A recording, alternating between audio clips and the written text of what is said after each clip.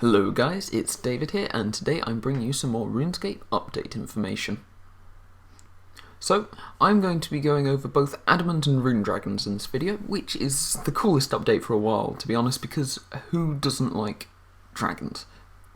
So first I think we'll go over the Adamant Dragons. There are no requirements to get to the Adamant Dragons, however there are some levels that help in getting to spots to actually kill the dragons, but we'll go over that in just a minute. Adamant Dragons can be found in the lower levels of the Brimhaven dungeon, which is here on the map. From the entrance you need to pay 875 GP to enter, unless you've done some of the Karamja tasks. Once inside the dungeon you need to run all the way through, hopping over stepping stones and cutting down vines when necessary.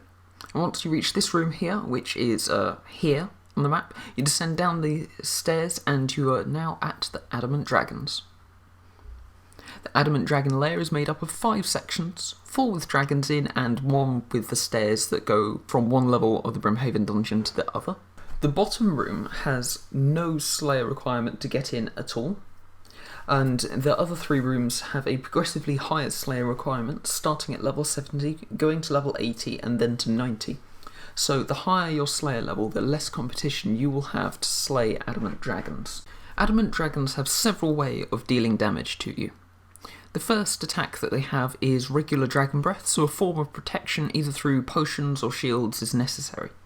They can also deal damage with all 3 parts of the combat triangle, so that can be inconvenient and you need to think about the armour that you're going to bring accordingly.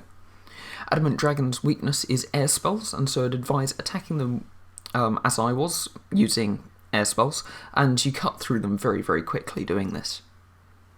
The main drops that Adamant Dragons have are Adamant Dragon Bones, along with 2 Adamant Dragon Bars.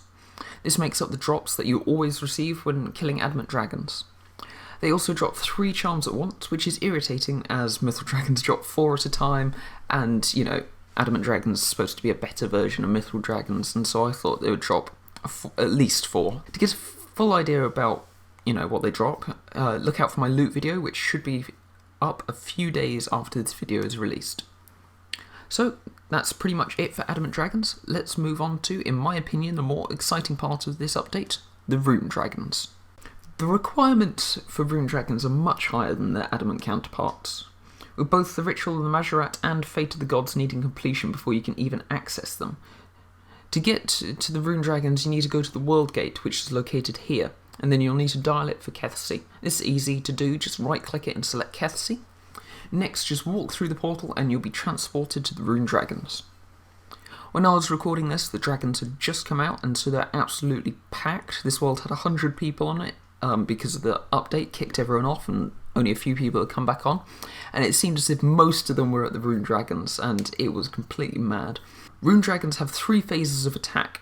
The first phase, they're heavily armoured, and to do the best damage you need to use Dragonbane bolts or arrows to break the armour that they have.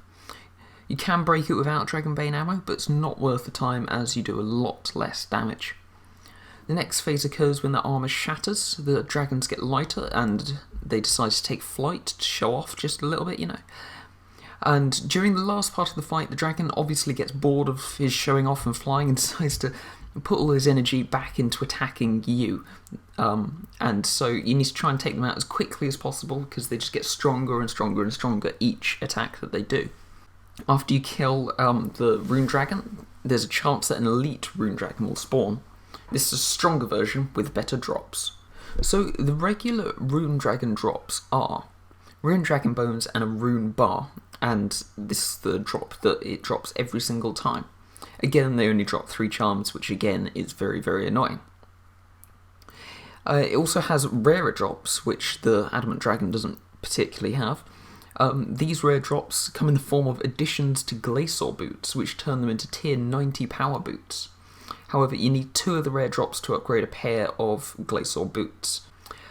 Elite dragons have a boosted chance of getting the rare drops, and they also have rare drops of their own. They have a ring called the Kethsey ring, which gives a damage boost against metallic dragons, also gives damage boost in Curadel's dungeon, which is helpful if nothing else. This ring has the awesome ability to teleport you to the Adamant and or Rune Dragons. Has 5 charges as a balancing feature, so it isn't completely overpowered. There's also a cosmetic outfit which is dropped, but who really cares about that? Again, I'll do a full loot video on these at some time in the near future, and that will go over the loot in much more detail. So that's pretty much it for Adamant and Rune Dragons. Don't forget to leave a like if you enjoyed, and I hope to see you next time. Goodbye.